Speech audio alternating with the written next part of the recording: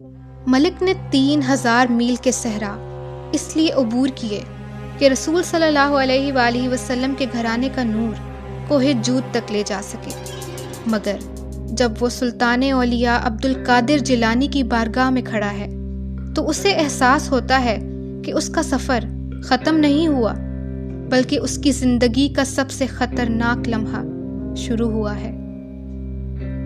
غوث اعظم جانتے ہیں کہ جب بھی اہل بیت کو کسی دور دراز سرزمین نے پکارا، تاریخ نے خون کے اوراق لکھے۔ انہیں کوفہ یاد ہے، وہ ہزاروں خطوط یاد ہیں جو امام حسین علیہ السلام کو بھیجے گئے تھے، وفاداری کے وعدے، نصرت کے دعوے، اور پھر کربلا کی تنہا تپتی ہوئی دوپہر۔ اب کوہ جود کے وحشی پہاڑوں سے آیا ایک شخص وہی درخواست کر رہا ہے۔ وہ چاہتا ہے کہ غوث اعظم اپنے نواسوں کو ایک ایسی سرزمین میں بھیج دیں جہاں سردار قانون سے نہیں، تلوار سے حکومت کرتے ہیں۔ تم مجھ سے میرا دل مانگتے ہو ملک، مگر میں کیسے یقین کروں کہ تمہارے پہاڑ ایک اور ریگستان بے وفائی نہیں بن جائیں گے؟ میں کیسے مان لوں کہ کوہ نمک میری اولاد کا خون ویسے نہیں پیے گا جیسے کبھی عراق کی ریت نے پیا تھا؟ غوث اعظم نے پرسکون مگر باوقار لہجے میں پوچھا، آواز متوازن اور اختیار سے بھرپور تھی۔ محافظ کہتے ہیں کہ مشرق سے آیا ایک شخص 3 دن سے دروازے پر کھڑا ہے، ہاتھ میں صرف لکڑی کا ایک ٹکڑا اور ایک پتھر۔ کہو مسافر، 3 سلطنتیں عبور کر کے میرے در تک کیا لائے ہو؟ ملک نے گہرا مگر قابو میں سانس لیا اور جواب دیا، آواز تھکی ہوئی مگر مضبوط تھی، میں ملک ہوں، کوہ جود کی پہاڑیوں سے۔ میں اس لیے آیا ہوں کہ میری سرزمین ایک خوبصورت جسم ہے مگر بے روح۔ شاہیوں کے زوال کے بعد ہم ایسے شیروں کے زیر حکم ہیں جو گیدڑوں کی طرح برتاؤ کرتے ہیں۔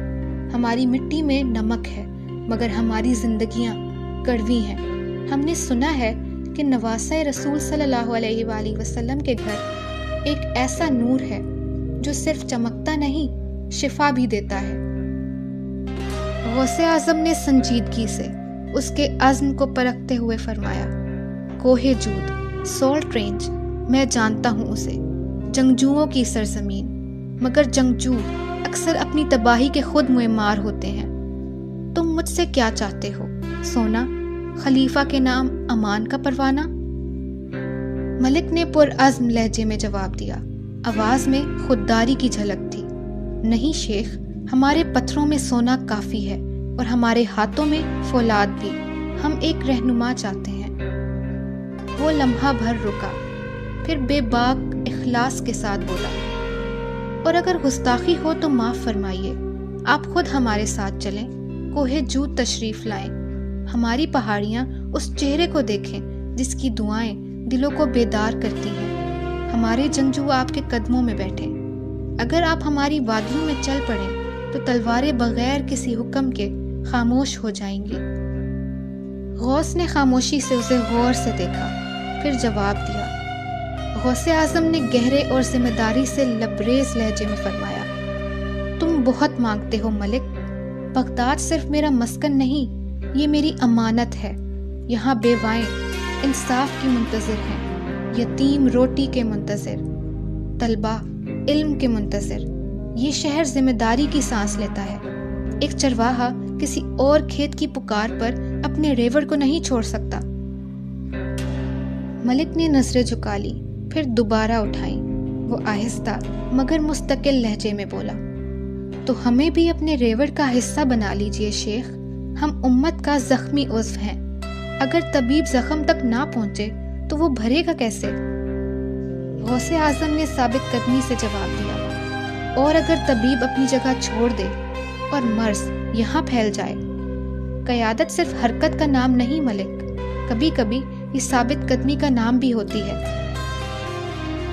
چند لمحوں کی خاموشی چھا گئی۔ ملک نے سر اٹھایا اور نئے عزم کے ساتھ کہا، تو اگر آپ نہیں آ سکتے، ہمیں اپنی ایک جھلک بھیج دیجیے، کوئی ایسا جو آپ کا نور لے کر آئے، جہاں آپ نہیں جا سکتے وہاں آپ کا خون جائے۔ کوہ جود کے لوگوں کو دکھا دیجئے کہ اہل بیت نے ان سے رخ نہیں موڑا۔ وہ رکا، گلا خشک ہوا، پھر دھیمی مگر با اثر آواز میں بولا، ہم آپ کا خون مانگتے ہیں تاکہ اپنا خون بہانا چھوڑ دیں۔ بغیر مڑے غوث اعظم نے درد بھرے مگر مضبوط لہجے میں کہا، تم میرا خون مانگتے ہو، میرے نواسے، میری آنکھوں کی روشنی، مگر ملک، تاریخ ایک بے رحم استاد ہے۔ میرے آبا اہل بیت یہ درخواست پہلے بھی سن چکے ہیں۔ ملک نے گھبراہٹ میں کہنا چاہا، شیخ، ہم مخلص لوگ ہیں۔ غوث اعظم نے جذبات کے ابھار کے ساتھ بات کاٹی، یہی کوفہ والوں نے کہا تھا۔ وہ رکے، پھر گہرے دکھ کے ساتھ بولے، انہوں نے ہزاروں خطوط بھیجے میرے جد امام حسین رضی اللہ تعالیٰ عنہ کو، وفاداری کے وعدے کیے، نبی کریم صلی اللہ علیہ وآلہ وسلم کے گلشن کے پھولوں کو اپنے شہر بلایا، مگر جب تلواریں نکلیں تو وہ گھروں میں چھپ گئے۔ انہوں نے دیکھا کہ اہل بیت کے لب پیاس سے خشک ہو رہے ہیں۔ آہستہ سے مڑ کر شدت بھرے لہجے میں پوچھا، مجھے کیسے یقین ہو کہ کوہ جود ایک اور کوفہ نہیں؟ میرے نواسے اسحاق اور یعقوب قیمتی جواہر ہیں۔ اگر میں انہیں تمہارے نوکیلے پہاڑوں میں بھیج دوں، کیا تم انہیں تنہا چھوڑ دو گے جب راجے اپنی فوجوں کے ساتھ آئیں گے؟ کیا تم بھی کربلا کے صحرا کی طرح اپنی سلامتی کے بدلے ان کی جانیں دے دو گے؟ وہ ٹھہرے ہوئے مگر وزنی لہجے میں بولا، شیخ، میں سادہ آدمی ہوں، مگر کوہ جود میں ایک قانون ہے جو راجاؤں سے بھی قدیم ہے، نمک کا قانون۔ جس کا نمک کھا لے قیامت تک اس کے ہو جاتے ہیں۔ وہ کھردرا نمک میز پر رکھتا ہے۔ میں صحراؤں کے لوگوں کی ضمانت نہیں دے سکتا، مگر پتھر کے لوگوں کی دیتا ہوں۔ ہماری پہاڑیاں نہیں ہلتی، ہمارا کول بھی نہیں ہلتا۔ اگر آپ کے نواسوں کے سر کا ایک بال بھی زخمی ہو تو وہ ہماری لاشوں سے گزر کر ہوگا۔ ہم انہیں محلوں میں نہیں، دلوں میں جگہ دیں گے۔ اگر وہ شہید ہوئے تو انہیں اپنی بلند ترین چوٹیوں پر دفن کریں گے تاکہ وہ ہمیشہ ہم پر نگاہ رکھیں۔ ان کی قبریں ہمارے مقدس ترین مزارات ہوں گی۔ غوث نے نمک کو دیر تک دیکھا، پھر آہستہ سے کہا، کوہ جود کی پہاڑیاں سخت ہیں ملک، وفاداری بھاری بوجھ ہے۔ بلا تردد ملک نے جواب دیا، تو پھر نمک ہی میرا گواہ ہو۔